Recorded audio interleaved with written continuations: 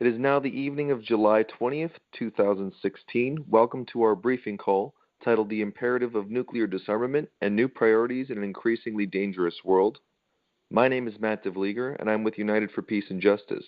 I just want to announce that this call is being co-sponsored. It's being put together by United for Peace and Justice, but is being co-sponsored by People Demanding Action, PDA, and PDA's End War and Occupation team. Thanks very much to everybody who helped put this together. We did a lot of promotion, mostly by email and through social media and posting online. So thanks to everybody who helped by sending out the announcement to your member groups and to your contacts to invite people to the call. I will get into the context a little bit, and then I'll introduce our speakers.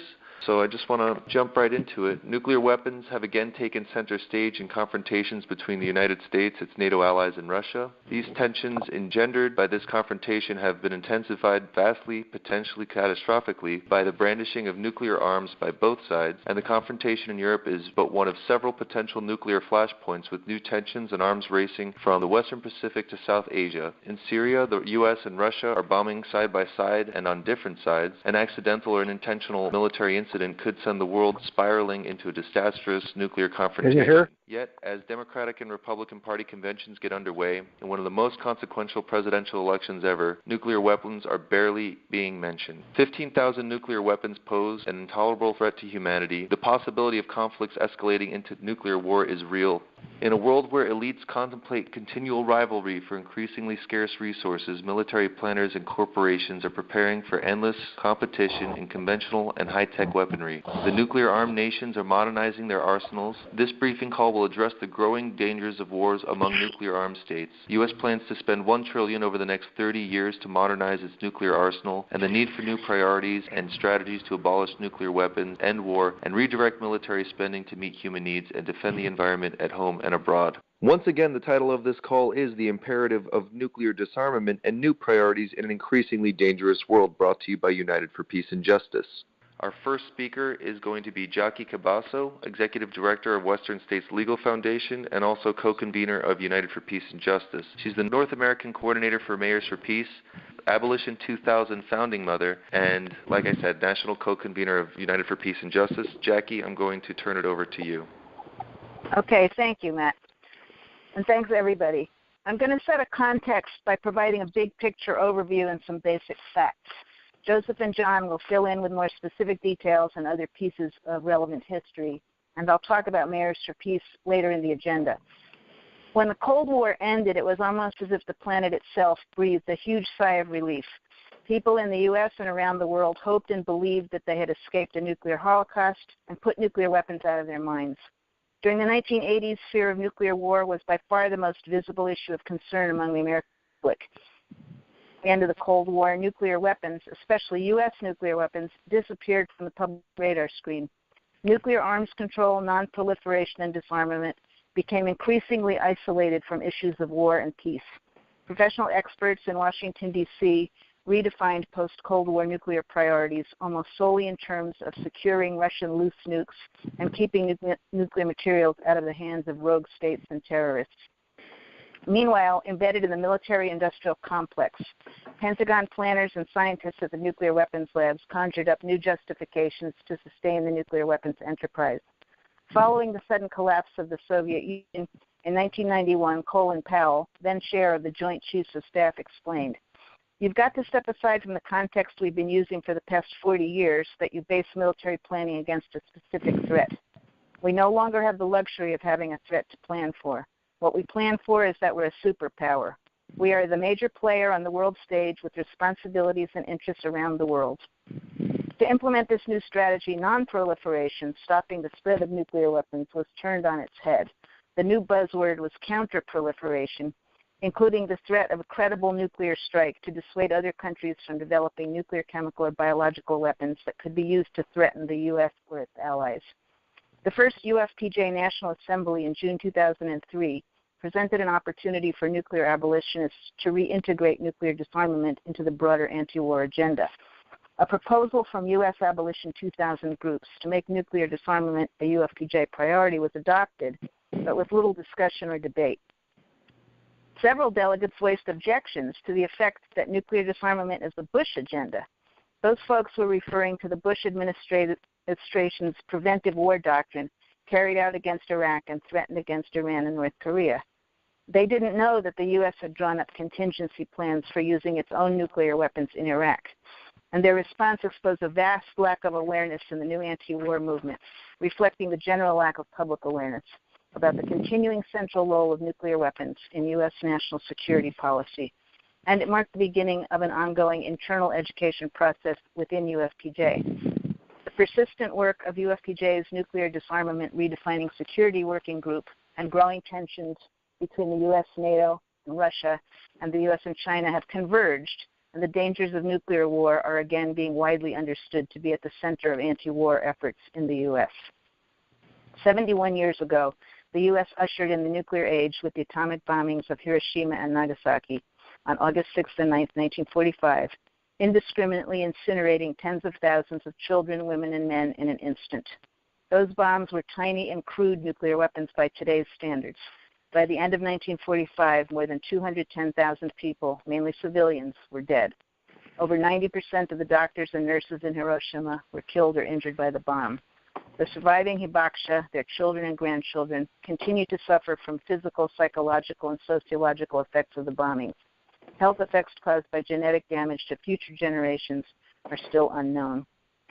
Today, more than 15,000 nuclear weapons, most orders of magnitude more powerful than the Hiroshima and Nagasaki bombs, 94% of them held by the U.S. and Russia, continue to pose an intolerable threat to humanity, and no disarmament negotiations are underway.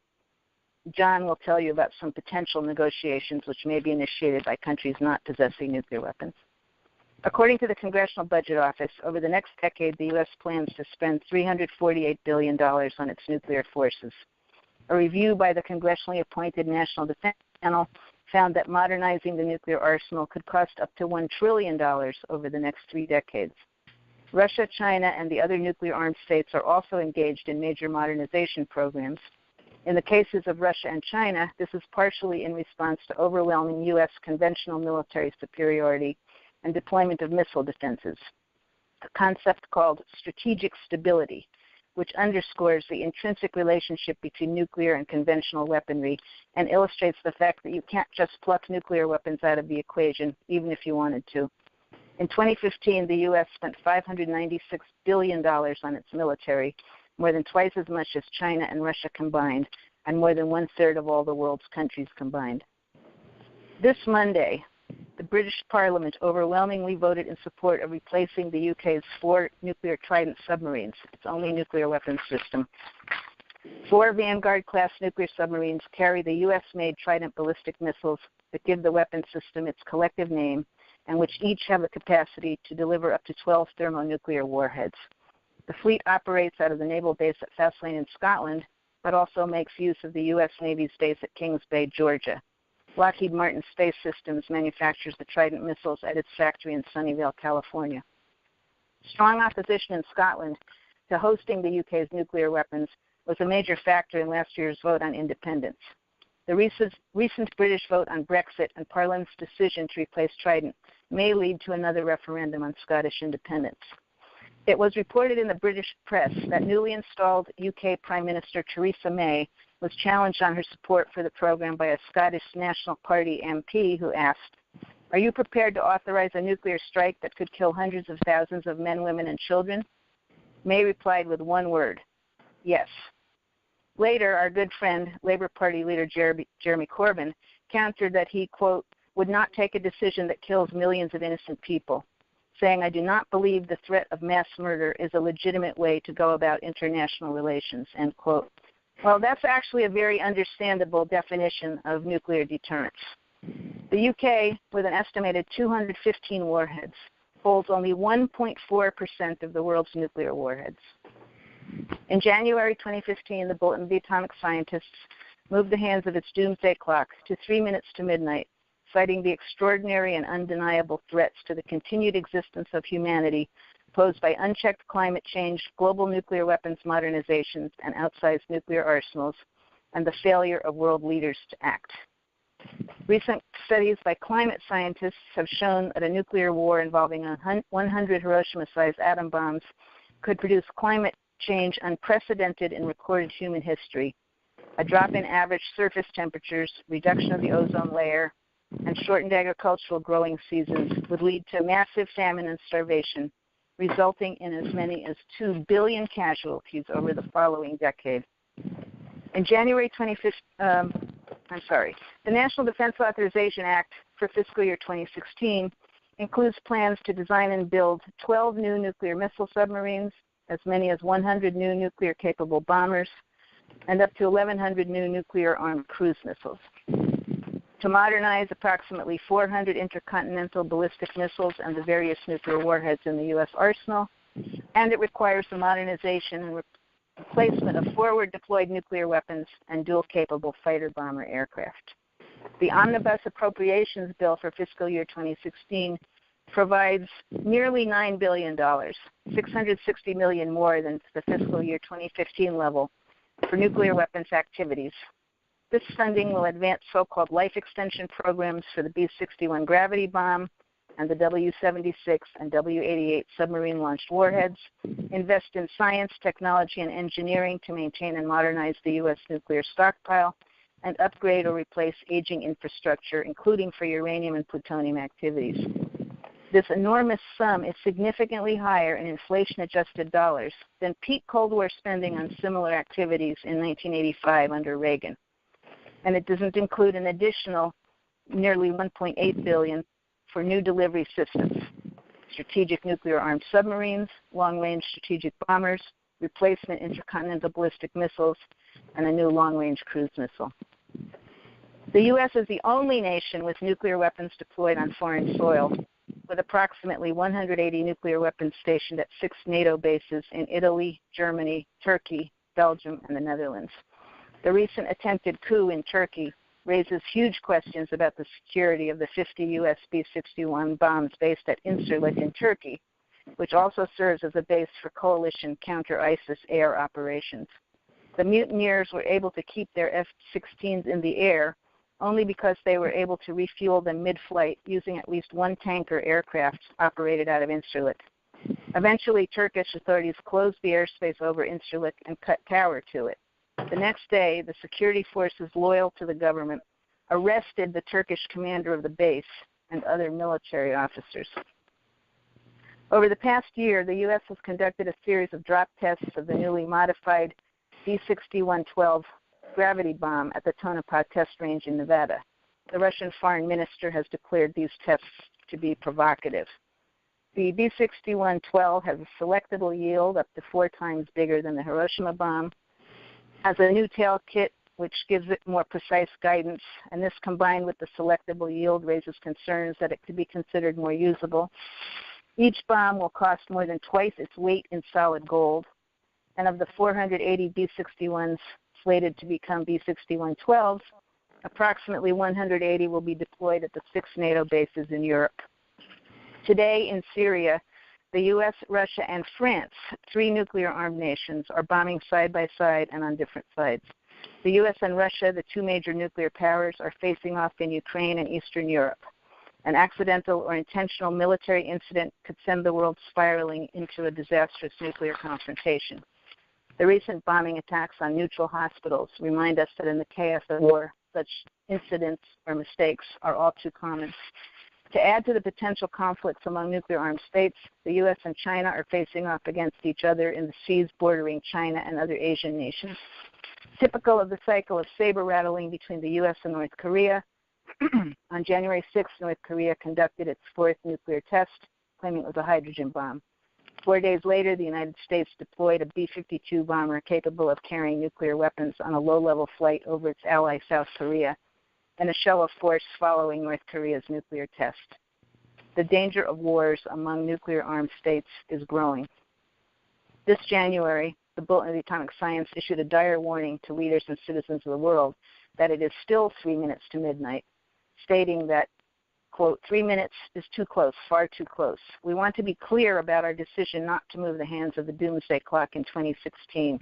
That decision is not good news, but an expression of dismay that world leaders continue to fail to focus their efforts and the world's attention on reducing the extreme danger posed by nuclear weapons and climate change. When we call these dangers existential, that is exactly what we mean. They threaten the very existence of civilization and therefore should be the first order of business for leaders who care about their constituents and their countries, end quote. But they did recognize two positive developments, quote. In July 2015, at the end of nearly 2 years of negotiations, 6 world powers and Iran reached a historic agreement that limits the Iranian nuclear program and aims to prevent Tehran from developing nuclear weaponry. And in December of last year, nearly 200 countries agreed in Paris to a process by which they will attempt to reduce their emissions of carbon dioxide, aiming to keep the increase in world temperature well below 2.0 degrees Celsius above the pre-industrial level. And they concluded that, quote, the Iran nuclear agreement and the Paris Climate Accord are major diplomatic achievements, but they constitute only small bright spots in a darker world situation full of potential for catastrophe, end quote. And I'll stop there. Introduce Joseph. Dr. Joseph Gerson, Director of Programs for the American Friends Service Committee's Northeast Region and Director of AFSC's Peace and Economic Security Program. Dr. Gerson attended the recent NATO War Counter Summit in Warsaw, Poland, and I saw him there. Go ahead, Dr. Gerson. Thank you, Matt. And first of all, just say hello to a number of friends who are on the call. I'm going to be working my way through an outline, and we'll see how far I can go. My task, my mandate is both to talk about the urgency of the situation and then to focus a bit in on the NATO dimensions of the crisis, and then also on U.S.-China tensions. First of all, just to kind of break some of the abstractions, some of you know the work I did on the history of U.S. preparations and threats to initiate nuclear war on about 30 occasions, beginning with 1946, before the Soviets even had a nuclear weapon. And just to appreciate how things can work, and as you think, say, in terms of Trump here, recall that during the Cuban Missile Crisis, when the Executive Committee thought that the odds of the United States initiating a nuclear war were about 50-50, JFK told his brother that the principal reason that he had accelerated or moved to have the sanctions against Russia and Cuba was because he was afraid that he might be impeached. And I say that because I want people to appreciate not only the dangers of accidents and miscalculations, but also the forces that politics and nationalism can have in leading us over the edge.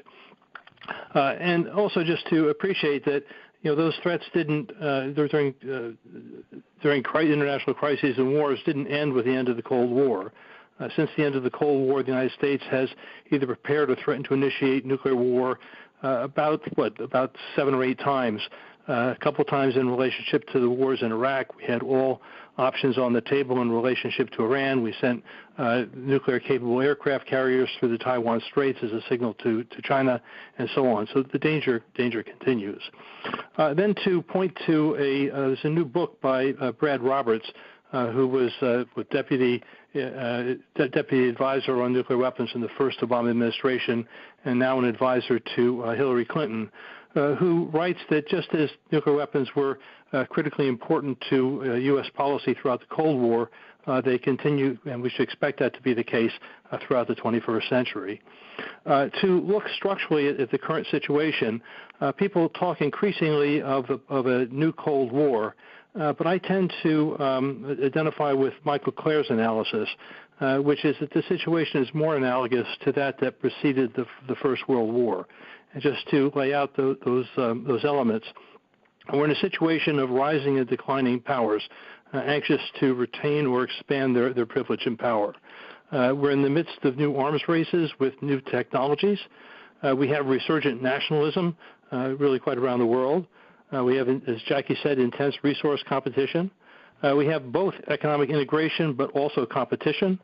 And we have a series of wild card actors, not the least our Secretary of Defense, who just prior to the NATO summit warned the Russians, you try anything and you're going to be sorry.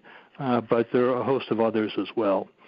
One of the dynamics that's at play in this situation is the many military exercises and war games. We just had the Anaconda exercise in Europe, the NATO exercise just before the Warsaw Summit, the largest since the end of the Cold War, and maybe the largest on the Russian borders since actually the Second World War.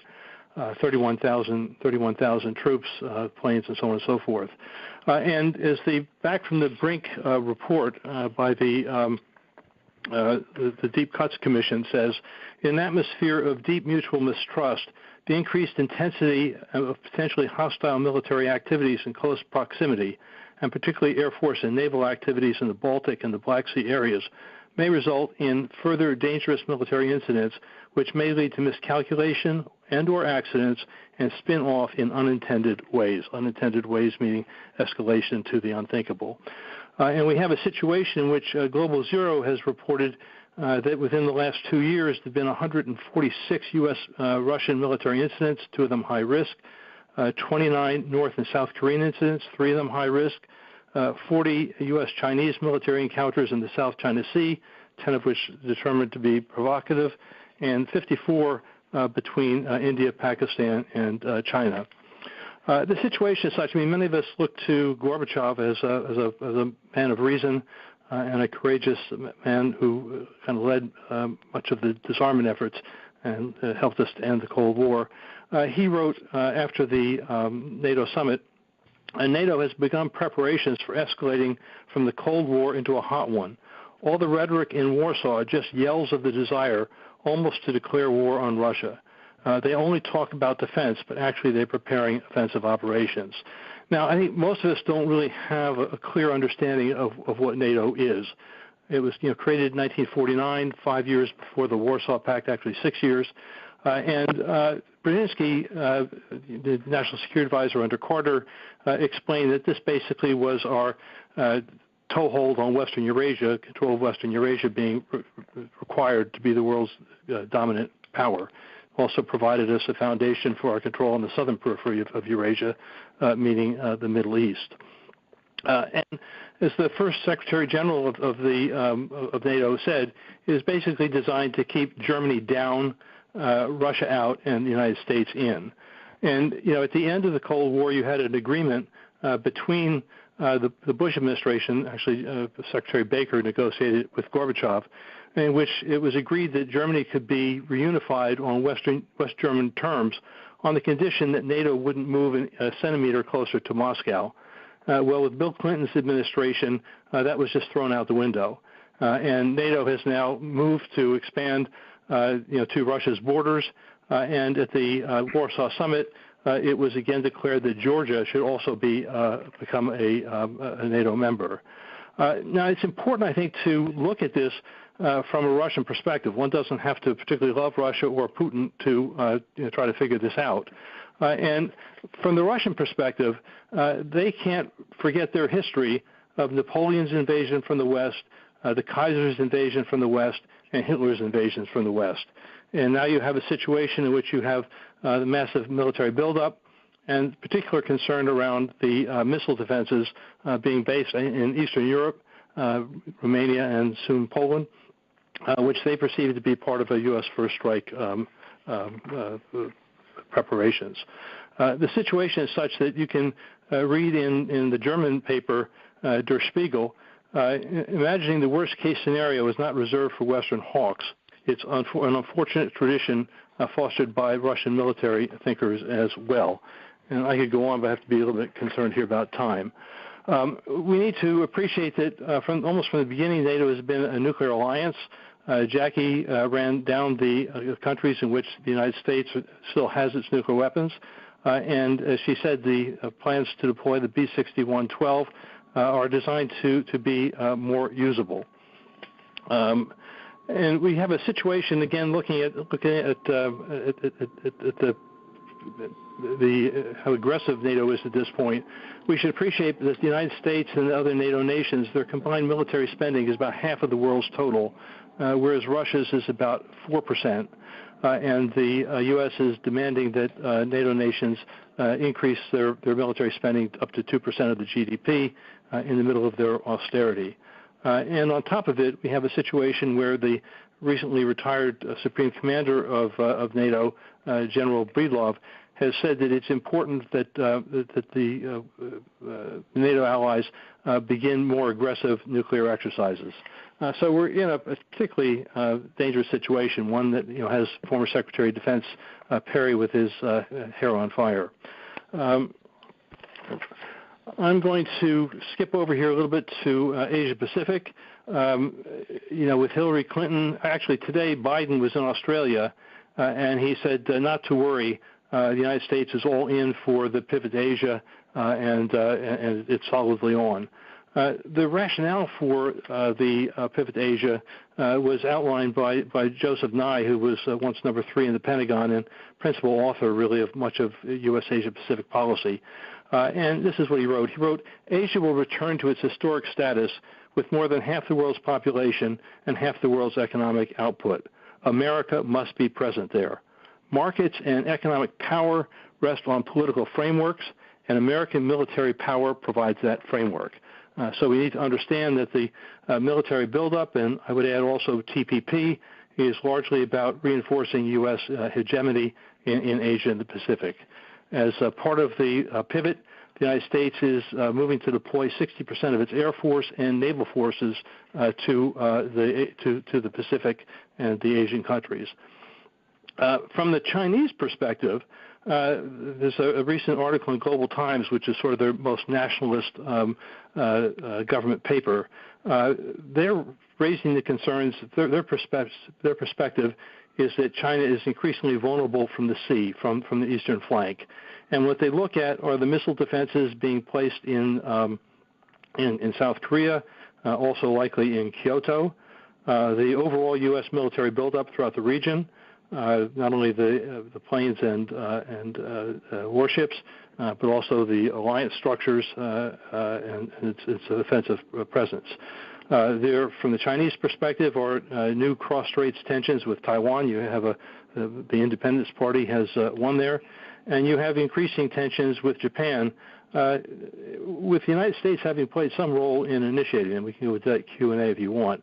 But in the last month, the Japanese scrambled jets 199 times to confront Chinese planes and ships in their struggle over the Senkaku Diaoyu Islands in the East China Sea.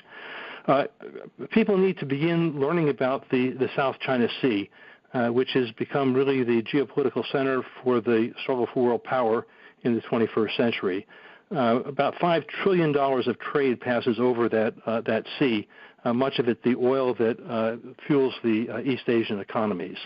And China, in part for concerns over their flank, but also, I think, ambitions for economic influence in the region, they created what they call the 9-dot line. Essentially, they claimed sovereignty over 80% of the South China Sea, and they've been moving their military to reinforce that, building small military bases, naval bases, Air Force bases on sandbars, rocks, and shoals. The Chinese just suffered a huge diplomatic embarrassment and defeat with a decision by the International Court of Arbitration ruling that they really did not have the right to do this. This is a challenge from the Philippines. And the question is, how is China going to respond to this? And what we see is that they seem likely to be creating a new air defense zone over the area, and they've begun aggressive patrols in the last military patrols in the last few days. And in response, the United States, which we should remember, Hillary Clinton says that free navigation in the South China Sea is a vital American interest, which is to say we would go to war to ensure it. The United States is insisting that it's going to continue what it calls freedom of navigation patrols. Taking a look here what we have here. And we're in a situation where both the United States and China are engaged in so-called modernization of their arsenals, and a situation where you could have, as I indicated from the beginning with the quote from the Back from the Brink report, the possibility of an incident growing out of either confrontations in military confrontations in Asia Pacific or in Europe. I mean, imagine a young soldier, whether he's an American, a Chinese, or Russian, or even Polish, in the middle of one of these intense situations, say a Russian plane doing somersaults or a Chinese plane doing somersaults over a U.S. warplane, just having had it, pushes the button on his missile, and we have an incident that could be as deadly as the one in Sarajevo 100 years ago. Just to look to also, just to say, North Korea remains a major crisis point, a major tinderbox. If you read the South China Morning Post of tonight, what you see is the North Koreans are saying that their latest missile test was actually a simulated nuclear attack against South Korea. So it's a difficult situation on all sides. And of course, the United States has prepared and threatened to initiate nuclear war against North Korea at least 9 times. And in the Obama administration has flown simulated nuclear attacks against the North. Just to point to a couple of things that we can do, ways forward, I think it's important for us to raise up the paradigm of common security, the same paradigm with which the Cold War was ended in 1987. And as we're entering into now the presidential election, how do we respond? How do people build off of what's being said on this call? Obviously, we need to do a whole lot more grassroots education in our communities, building on this call. Certainly, everybody who's speaking on this call, and a number of you are in positions to speak, organize forums, and so on. But also, the candidates will be coming to our communities, and that I think provides us an opportunity for dramatic action to call attention to the need to move to eliminate the nuclear danger. Thank you very much. All right. Thank you, Joseph Gerson. I do want to draw folks' attention to the websites of the last 2 speakers. Jackie Cabasso is with Western States Legal Foundation, and their website is wsflfweb.org. That's wslfweb.org. You can check that out right now. And also Joseph's website, he's with American Friends Service Committee. It's afsc.org/PES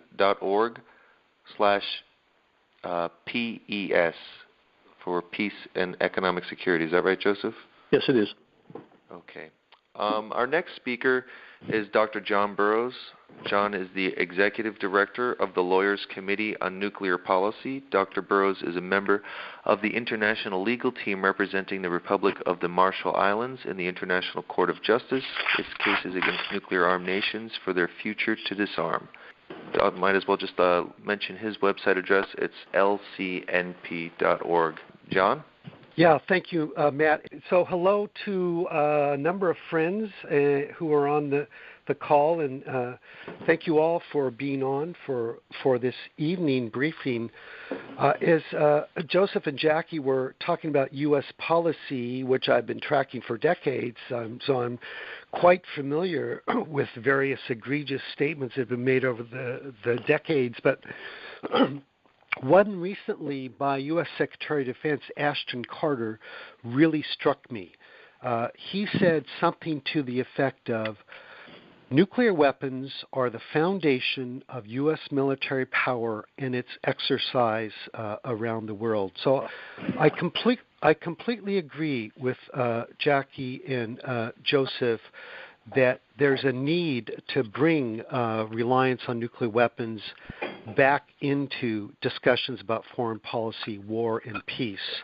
Now, Jackie has asked me to talk about the international institutional framework, so you're going to have to switch gears a little bit. The first thing I'm going to talk about is the Nuclear Non-Proliferation Treaty. Many of you know these things, but some of you perhaps don't.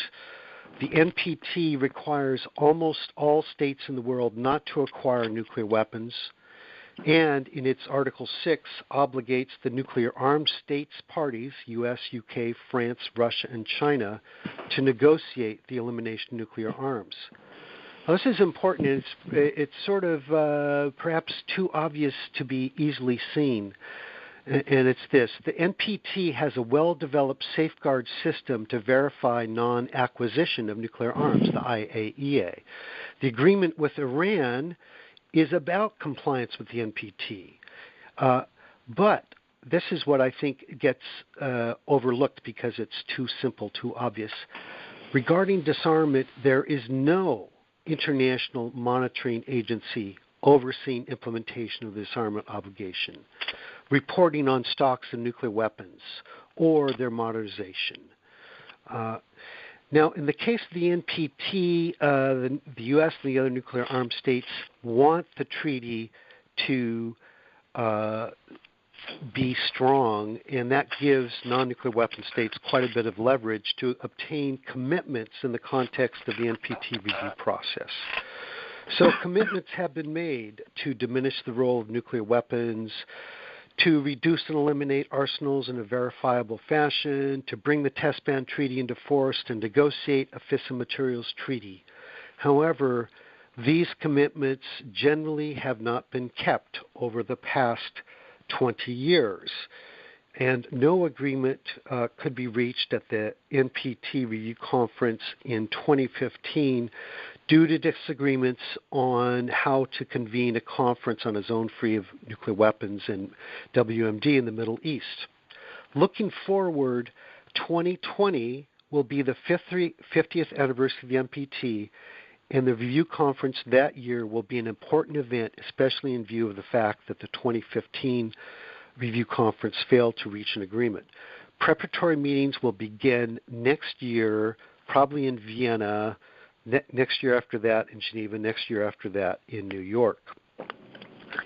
Now, in terms of the United Nations, there is a long history of calls for nuclear disarmament at the United Nations, going back to the very first resolution of the General Assembly in 1946.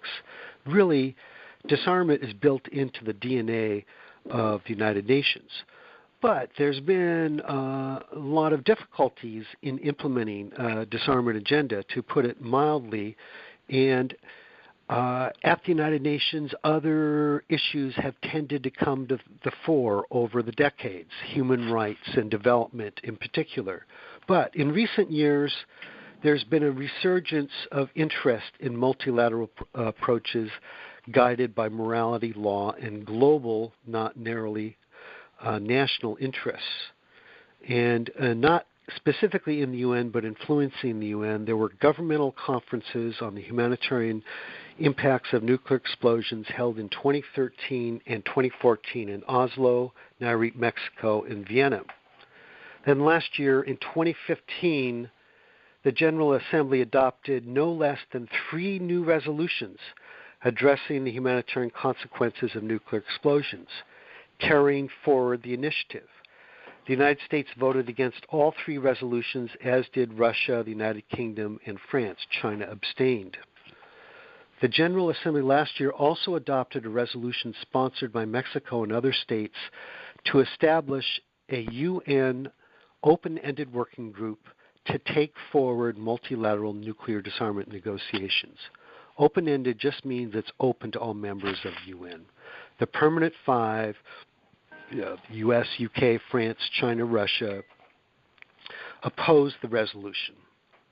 The OEWG is charged with addressing effective legal measures that will need to be concluded to attain and maintain a world without nuclear weapons. You can see, in other parts of the world, they talk without embarrassment about let's get on with achieving a world free of nuclear weapons. Meetings in Geneva this year were quite lively and constructive. None of the nuclear armed states participated. There was a strong working paper from Argentina, Brazil, Mexico, Indonesia, later supported by countries like South Africa and Austria, calling for the commencement of negotiations within the UN context on a treaty that would prohibit nuclear weapons founded upon the regional nuclear weapons-free zones that exist already and have for a long time, in some cases in Latin America, Africa, and elsewhere. And these states seem prepared, certainly some of them, to go forward with negotiations whether or not nuclear-armed states participate. And if they can't do it within the UN, they might do it outside the UN. Something else on the horizon is a UN high-level conference on nuclear disarmament. Conference meaning it would be longer than a day. High-level conference on nuclear disarmament will be held by 2018. High-level meaning heads of states or foreign ministers. Now, the last international institution I'll refer to is the International Court of Justice. In its 1996 advisory opinion, the court interpreted Article 6 of the NPT and unanimously declared the obligation to pursue in good faith and conclude negotiations leading to nuclear disarmament in all its aspects under strict and effective international control. And I have an article marking the 20th anniversary of the ICJ's advisory opinion in Arms Control today. It's available online at the armscontrol.org website. One of the very interesting and significant things about the court's analysis is that it virtually compels the reading that the obligation applies universally to all countries, not just countries that are parties to the NPT. That is, it would apply to countries that are outside the NPT: India, Pakistan, Israel, North Korea.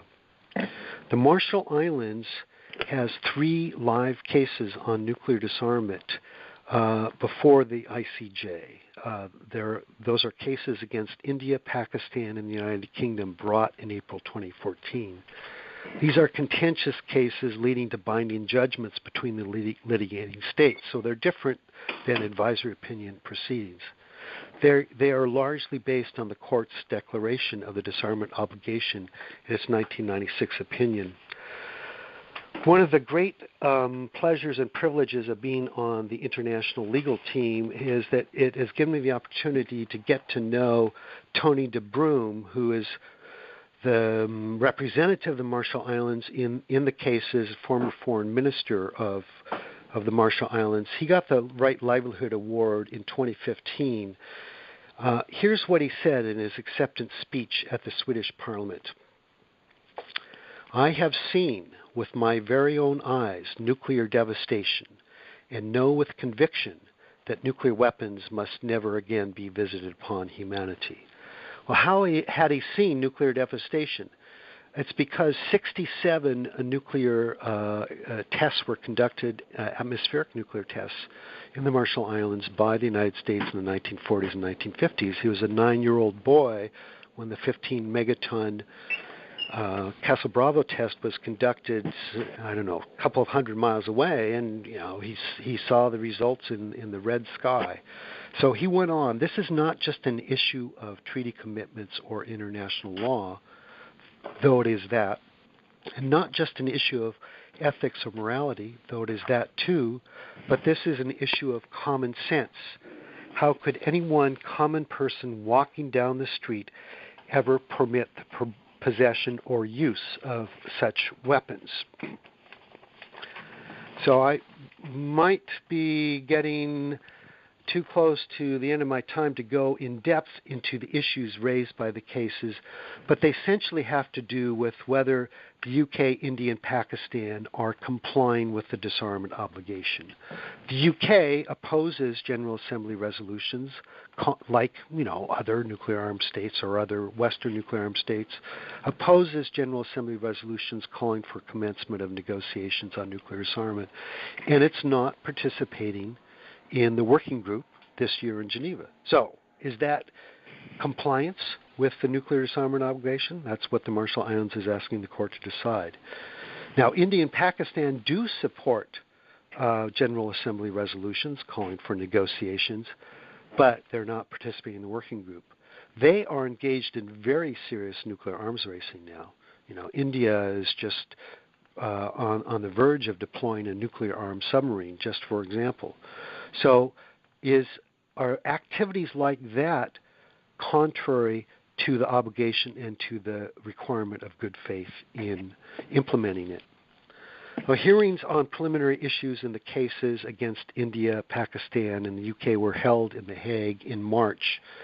And you can see more about those hearings For example, at lcnp.org/RMI, and Jackie wrote an excellent article for Presenza about the hearings.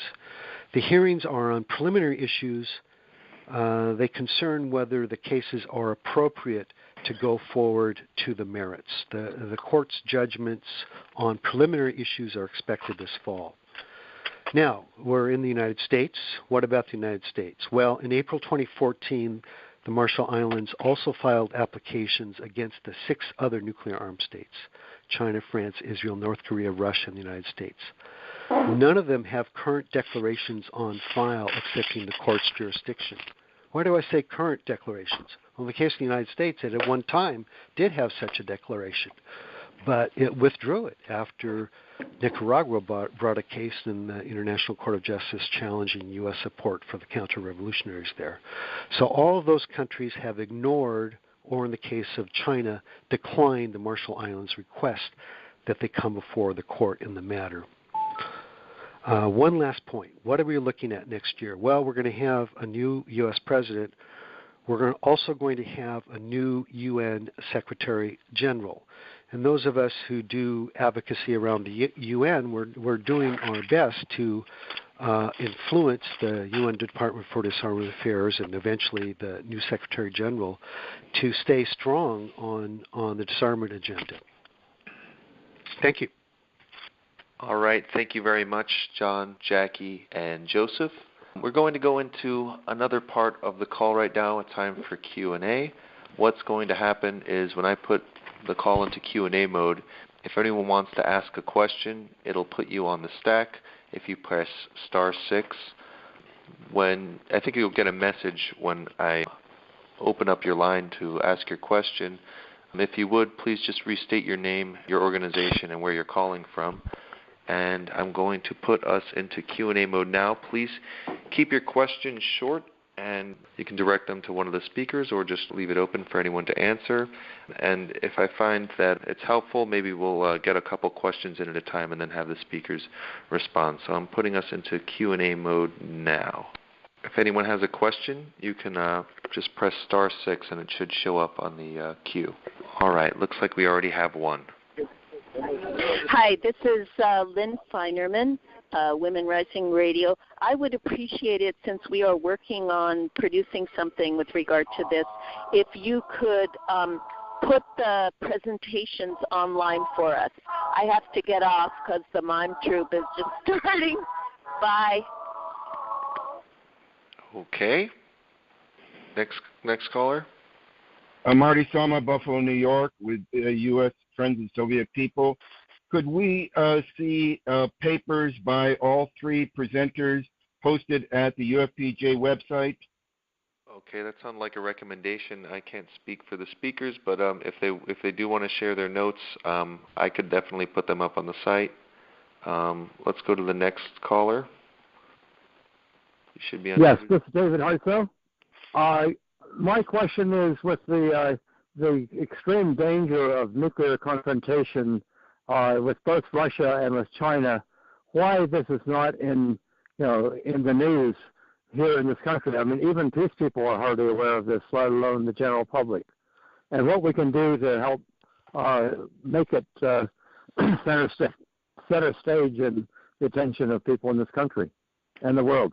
Do any of our speakers want to try to address that? Well, I guess I'll take a crack at it. I think the reason it's not been on the agenda is because we haven't put it out there. We haven't found ways to mobilize people to put it out in front. I mean, David, just to say, I really appreciate your recent trip to Russia, and I think it's important for those of you who were there and others to be getting on the radio, to be speaking about what you learned, and for all of us, to get out and do the organizing. The other thing that I raised earlier when I was speaking is, we are in the election period now, and it applies not only to the presidential election but also to congressional elections.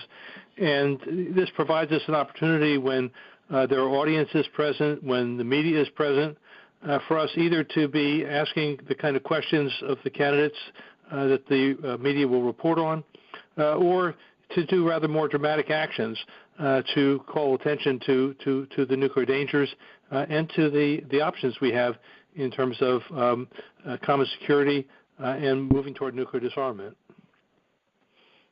And I'll answer that when I do my next section on sort of some of the action opportunities. The next caller is a just to go back and to quote Dylan, don't follow leaders, watch parking meters. I mean, it means that we all have to take action. 360 number, go ahead. Yes, Bernie Meyer, Olympia, Washington, Ground Zero Center for Nonviolent Action, dealing with the Trident out here. I recently read that one general said the military has effectively gotten the nuclear weapons out of American consciousness. And it seems to me, whether that's true or not, we're not, as a people, doing or saying or probably even thinking much. So I think we need some kind of a strategizing session, in addition to the things that have been mentioned already, for bringing this back into consciousness. And I suggest that we bring it in connection with global climate change, since there is a nexus, and John Burroughs sent a wonderful document out about that nexus. All right. I'm going to go to the next caller, and then maybe we can get a couple comments together. Yeah, hi. Marge Steiner, Bloomington Peace Action Coalition. And this is just for my own knowledge. When you were doing your introductory remarks, I think it was Jackie, what is the difference between, well, you talked about counter-proliferation, but then earlier during the Cold War we had mutually assured destruction. How do those two, or how are those concepts related or not? Okay. Mutually assured destruction was the idea that we would present, the United States and the Soviet Union would present such unacceptably huge nuclear threats to each other that they wouldn't dare to strike the other one because they would know that they would be destroyed in return. Right. Counter-proliferation actually is okay, I just want to say this. Nuclear proliferation means stopping the spread of nuclear weapons to more countries. Right. And it also, vertical non-proliferation means stopping the modernization and improvement of nuclear weapons. Counter-proliferation is expanding the uses of nuclear weapons to, quote-unquote, deter. That means to threaten out of their minds any adversary potential use of other kinds of weapons, including, chemical, biological, other kinds of high-tech weapons, and so on.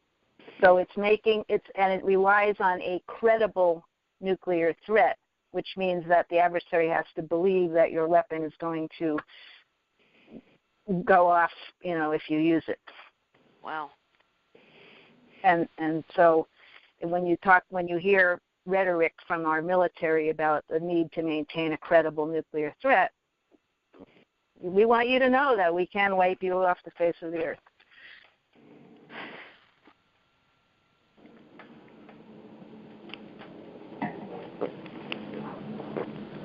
I think that was your question. Yeah, I think so.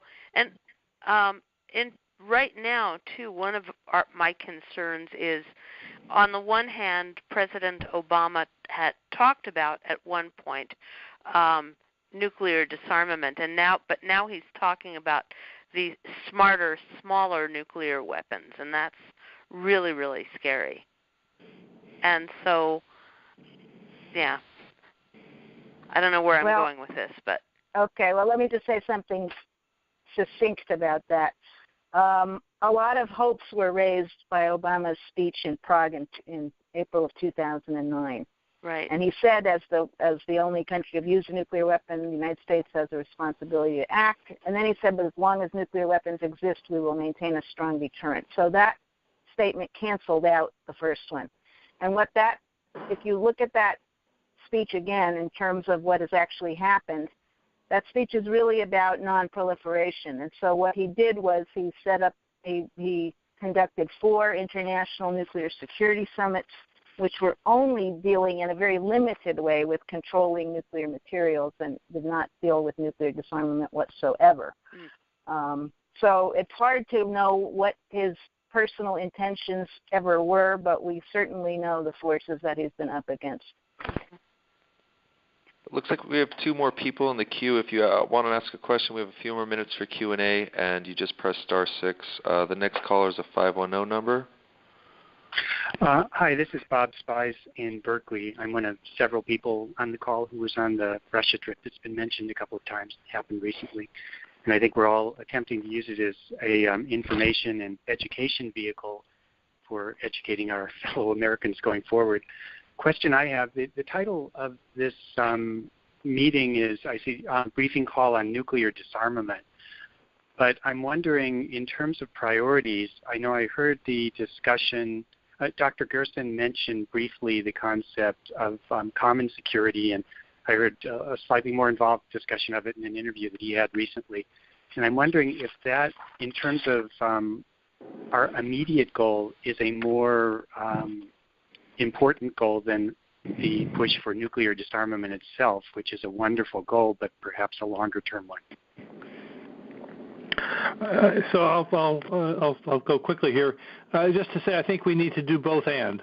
I think the work for common security and moving back from the brink is obviously an urgent need. We have to prevent nuclear war. At the same time, I think it's also possible to get co-opted into the process of arms control. And so I think as we do the work for common security, we also have to really be pressing for the abolition of nuclear weapons. We can't allow them to continue.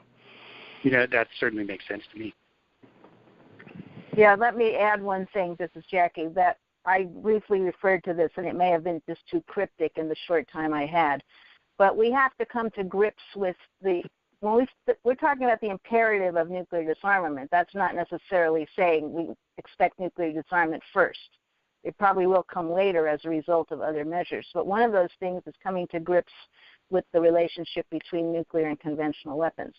Because Russia has made it quite clear now for decades that it feels threatened by and cannot compete with overwhelming U.S. conventional superiority, and that's its main rationale, stated rationale for modernizing its nuclear weapons. And the U.S. is very aggressively developing new kinds of conventional weapons, such as prompt global strike weapons, which would be intercontinental ballistic missiles capable of carrying non-nuclear warheads and things like that.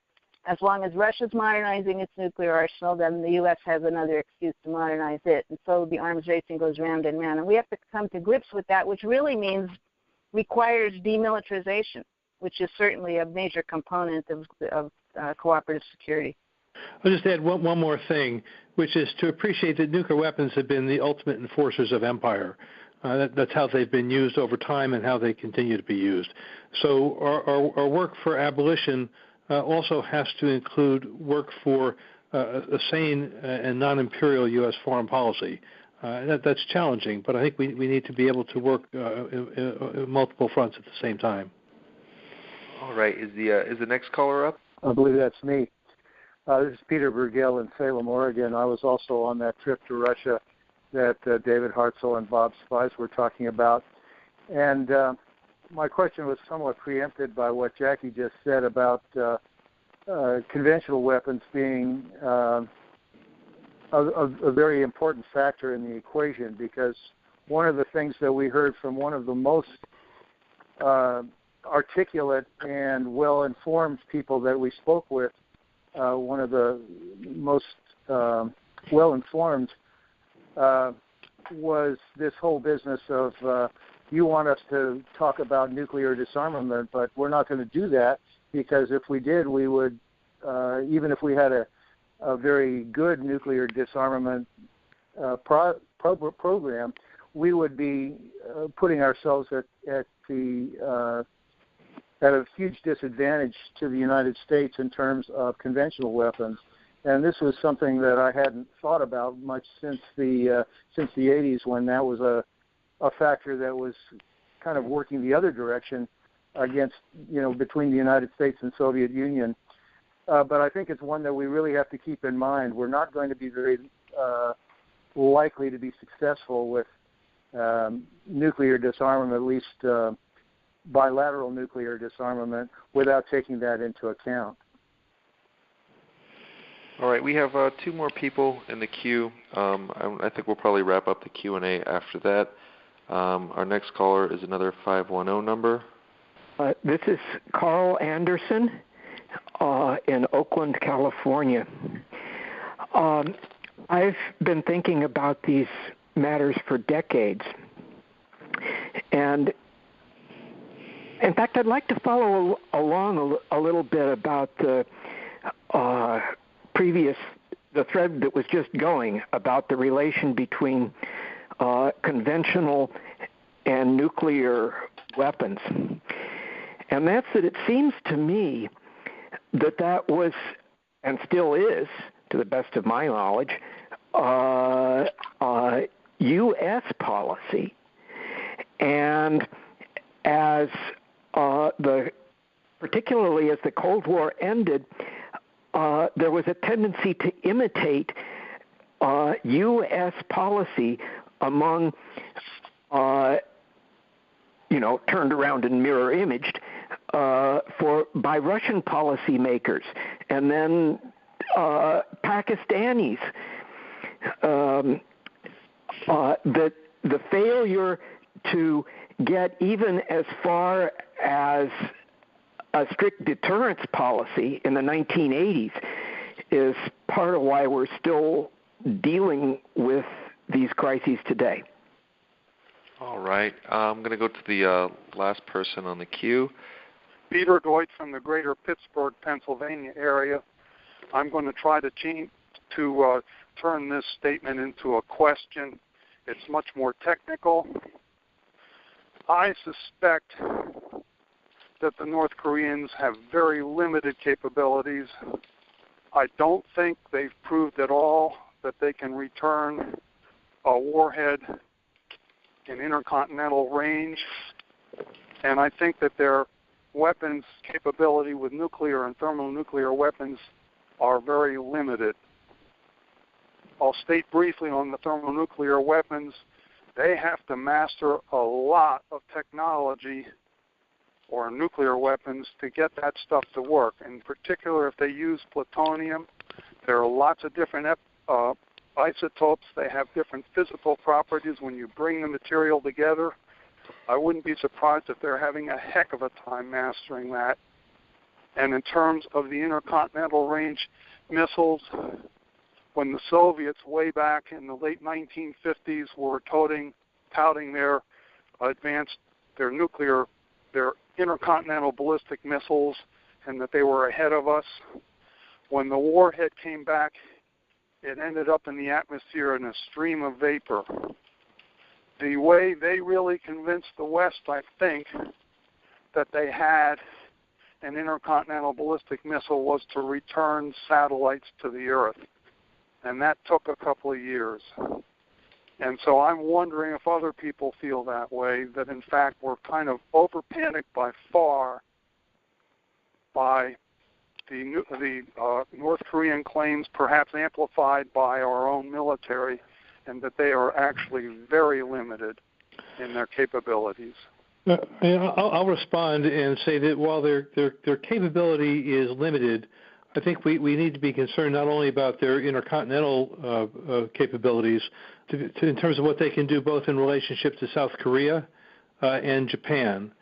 And this in turn is reinforcing forces within both Japan and South Korea who want to become nuclear weapons, who in turn are encouraged by Trump. So I think we have to take the North Korean capability seriously. And I think the only really way forward for this is for the United States to move into direct negotiations with North Korea toward negotiating finally a peace agreement to end the Korean War. And as bad as the North Korean government is, to move to normalization of relations. I mean, it would not be the first nasty country with which we have normal relations. Look, for example, at Saudi Arabia Israel and a number of others. Okay, well, that was our last person on the queue. I will just give one more opportunity for any of our speakers to add anything, kind of make a conclusion if there's anything else you'd like to add. Yeah, this is John. I'd like to say a couple things about various questions. Just, about North Korea, it seems to me that the U.S. policy has been to refuse to negotiate a peace agreement with North Korea based on the assumption that the regime eventually was going to collapse. Well, that policy doesn't seem to be working very well, and I think it needs to be rethought, just as Joseph was saying.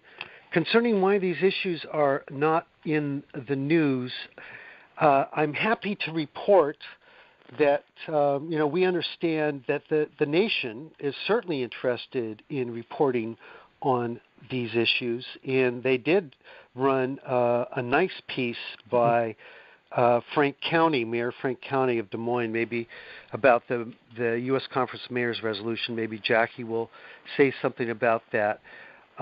Bernie Meyer mentioned the publication Climate Nuclear Nexus. It draws parallels between the climate and nuclear threats and ways to overcome them. It's published by the World Future Council and can be accessed on their website. It also can be accessed at lcnp.org.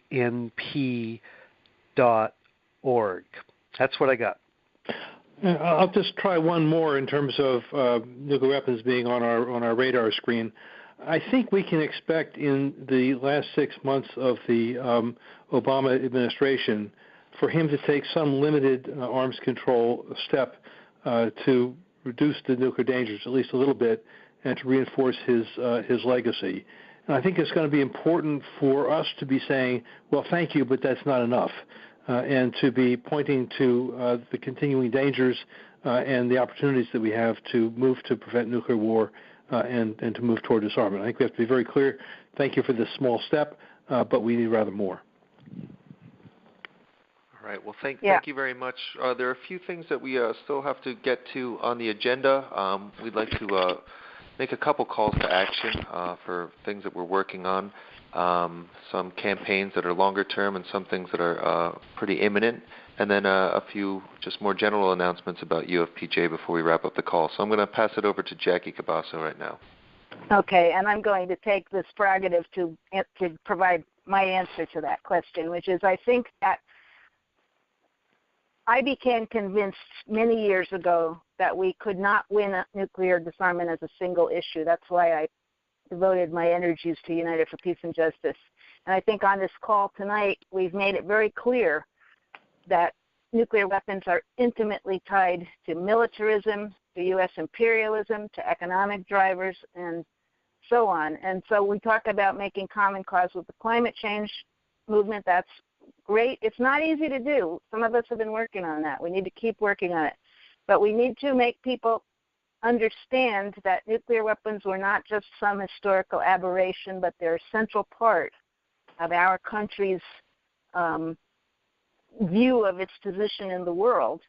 And we have to somehow make them understand that it relates to them. So we have a couple of things that we want to promote here. For the last 8 years or so, UFPJ has declared August to be Nuclear Free Future Month.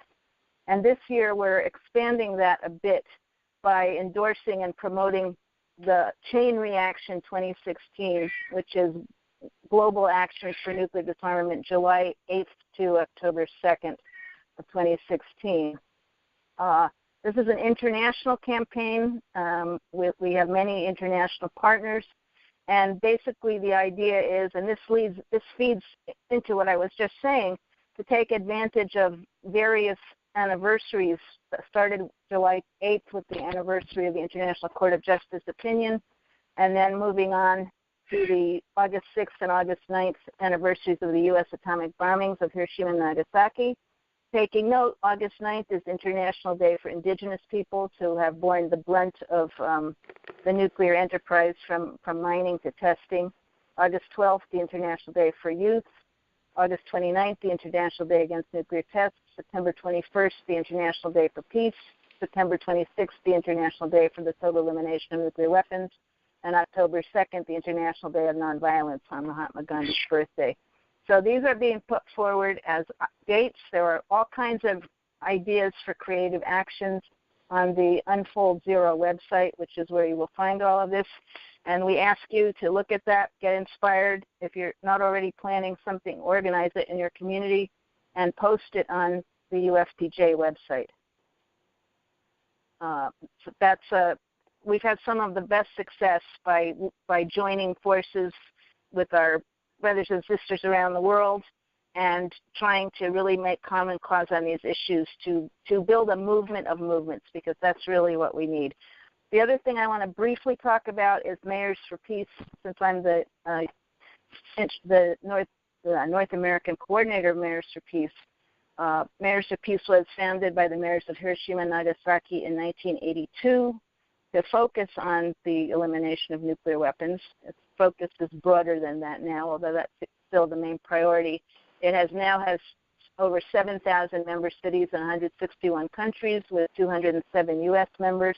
And we recently signed on the mayor of Des Moines, Iowa, Frank County, to be our lead mayor. And he is, as John said, he wrote a very good article that was published in The Nation on the Mayors for Peace resolution that was just adopted by the U.S. Conference of Mayors. One of the main successes we've had with Mayors for Peace in the U.S. is to get the U.S. Conference of Mayors to adopt very strong resolutions for the last 11 years. Uh-oh, have I been dropped? No, you're still on, Jackie. We hear you. Okay, sorry, I heard a weird thing. So in June, they adopted a resolution calling on the next U.S. president to pursue diplomacy with other nuclear-armed states, participate in negotiations for the elimination of nuclear weapons, and cut nuclear weapons spending and redirect funds to meet the needs of cities. This is a very clear resolution. It refers to the Anaconda war games in Europe as a provocation, and it specifically calls on the next president of the United States as an urgent matter to pursue new diplomatic initiatives to lower tensions with Russia and China and to dramatically reduce U.S. and Russian nuclear stockpiles. Calls on the next president in good faith to participate in or initiate, for example, by convening a nuclear disarmament summit, multilateral negotiations for the elimination of nuclear weapons as required by the Nuclear Non-Proliferation Treaty. Calls on the next president of Congress to reduce nuclear weapons spending to the minimum necessary to assure the safety and security of existing weapons as they await disablement and dismantlement, and to redirect those funds to address the urgent needs of cities and rebuild our nation's crumbling infrastructure. And finally, call on member cities to take action at the municipal level to raise public awareness. And there's a whole list of very specific recommendations, and also announces urges additional U.S. cities to join in its campaign to reach 10,000 member cities by 2020. And this resolution was sponsored by 23 mayors, including for the first time the mayor of Washington, D.C., Muriel Bowser, and the mayor of New York City, Bill de Blasio. So this is a tool that you can use. It's only a page and a half, so 2 pages, and it lays out a lot of what we talked about tonight. And also, I really encourage folks to enroll their cities and get your mayors involved in your Nuclear Free Future Month activities. The resolution and the press release are posted on the UFPJ website, and we'll be posting some more specific tools to go with it. Finally, if you are interested in continuing this conversation on a monthly basis, I convened the UFPJ Nuclear Disarmament Redefining Security Work, a security working group, which we established way back in 2003, and it has monthly calls. And if you're interested in finding out more about that, please write to UFPJ, and I'll follow up with you. That's it. Just a couple more things that I would like to draw people's attention to.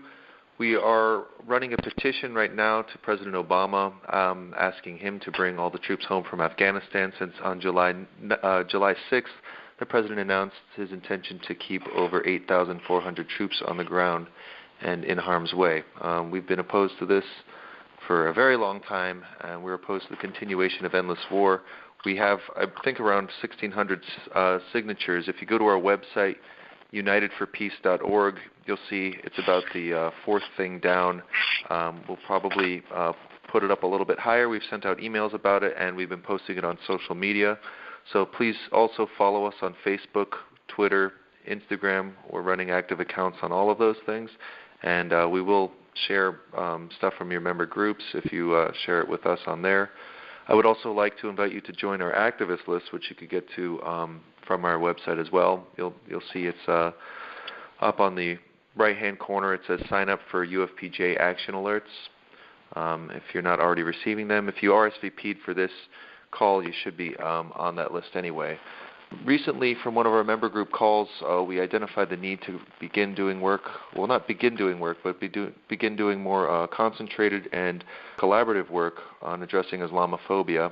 As a result, we wound up creating the Countering Islamophobia Working Group of United for Peace and Justice, which for the last couple months has been meeting almost weekly.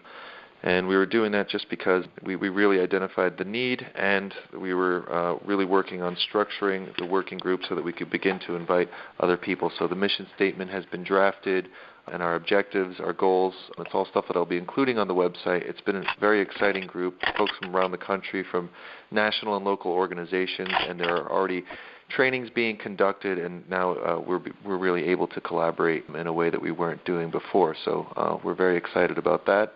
UFPJ also has the Disarmament Redefining Security Working Group that Jackie mentioned, and in addition to that, we have a Legislative Action Network. That's how we really keep in touch with organizations around the country when it comes to what's going on in Congress, Senate, and at the state level. So sometimes we do take action there. If you are interested in these things, you can get in touch with us at info.ufpj@gmail.com. That's where you get the emails from that we send out, so you can respond or reply to any of those emails. I get those, and I can respond to you directly and plug you into the Legislative Action Network, the Nuclear Disarmament Redefining Security Working Group, and the Countering Islamophobia Working Group. I would also like to let you know that we don't receive much money. It's always a difficult thing, and we're trying to do so many things. We collaborated with the other speakers on this call for Peace and Planet last year, and I think we've been ramping up ever since. We've been back and forth to the United Nations. We've been around the country. We were at the Left Forum recently, where we did a panel on No to War, No to NATO, which you can find on our website. And we've just been doing so much to try to organize and really revive what was a very vibrant peace movement in a time of need and in a time of endless war. We need to address these things.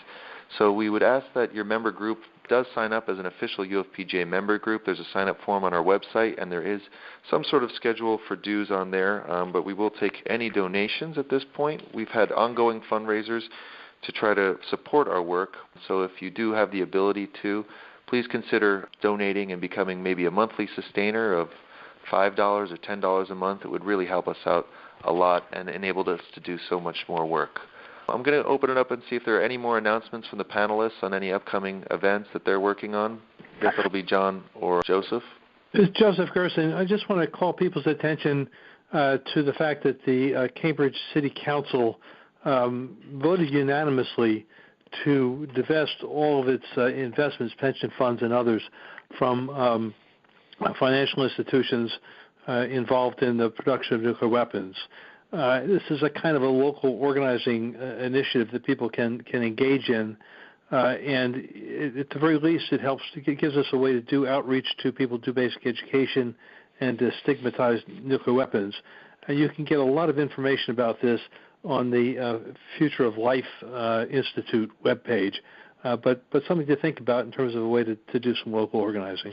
And also just to thank Jackie for working with the Conference of Mayors resolution, which cited that as a model. And let me just make one announcement. Since there were so many Bay Area people on the call, on August 9th, the Nagasaki anniversary, we'll be having our annual rally and nonviolent direct action at the Livermore Nuclear Weapons Laboratory. But we are incredibly fortunate to have Tony DeBroom coming from the Marshall Islands as our keynote speaker, and we'll also be doing some other events in the run-up. As a matter of fact, right after this call, I'm going down the street to the Northern California Climate Mobilization meeting to see if they're willing to co-sponsor and promote one of our events with Tony.